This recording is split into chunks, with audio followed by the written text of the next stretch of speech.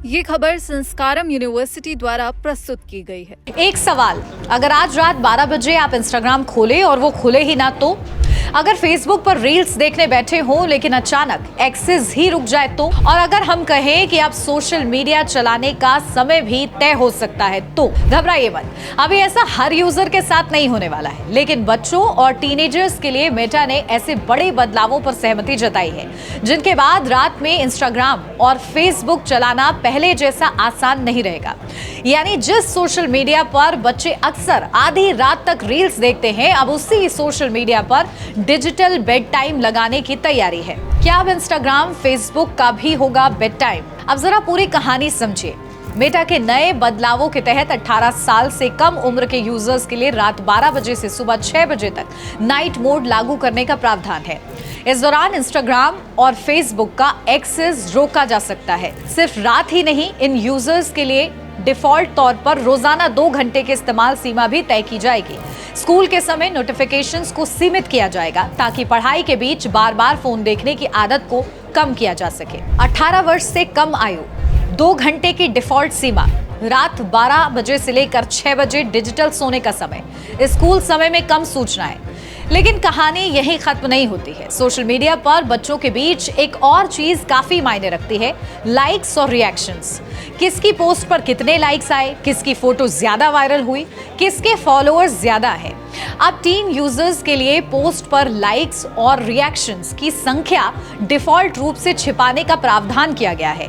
यानी बच्चों के लिए सोशल मीडिया को नंबर्स की रेस से थोड़ा दूर करने की कोशिश होगी। लाइक्स की गिनती भी होगी गायब। और अब बात उस चीज की जिसने शायद आपका भी काफी समय खाया होगा। आपने सोचा एक रील देखते हैं, फिर दूसरी, फिर तीसरी, और फिर अचानक फोन की घड़ी देखकर पता चलता है, अरे 1 घंटा कब निकल गया। मेटा के खिलाफ मुकदमों में आरोप लगाया गया कि ऐसे एंगेजमेंट फीचर्स बच्चों और टीनेजर्स को ज्यादा देर तक प्लेटफॉर्म पर बनाए रखने में मदद करते हैं। अब इन्हीं अनुभवों को बदलने की दिशा में कदम उठाए जा रहे हैं। टीनेजर्स को नॉन पर्सनलाइज्ड फीड का विकल्प भी देने का प्रावधान है ताकि हर यूजर की एक्टिविटी के आधार पर लगातार उसी तरह का कंटेंट दिखाने वाले एल्गोरिदम पर निर्भरता कम हो। अब सवाल आता है, मेटा को ये सब करने की जरूरत आखिर क्यों पड़ी? दरअसल अमेरिका में मेटा के खिलाफ कई राज्यों ने मुकदमा किया था। आरोप था कि फेसबुक और इंस्टाग्राम के कुछ फीचर्स बच्चों और टीनेजर्स को ज्यादा समय तक प्लेटफॉर्म पर बनाए रखने के लिए डिजाइन किए गए थे। साथ ही कंपनी पर युवाओं को होने वाले संभावित नुकसान और बच्चों के डेटा से जुड़े मामलों में भी गंभीर आरोप लगाए गए। मेटा ने इन आरोपों को स्वीकार नहीं किया।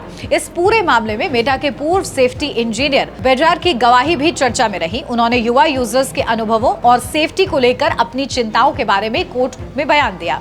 और अब आते हैं इस खबर के सबसे बड़े नंबर पर, $17.1 बिलियन।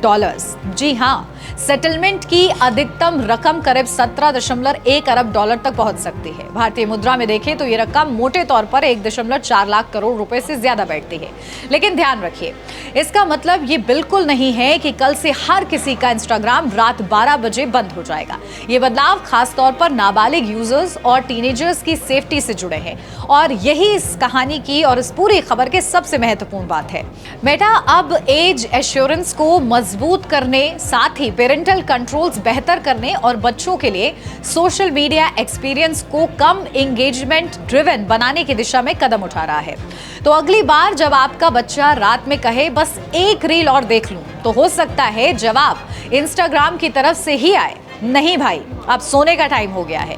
क्योंकि जिस सोशल मीडिया को लेकर सवाल उठता रहा है कि वो लोगों को ज्यादा देर तक स्क्रीन पर रोकता है, अब उसी सोशल मीडिया पर बच्चों के लिए डिजिटल बेड टाइम लगाने की तैयारी शुरू हो गई है।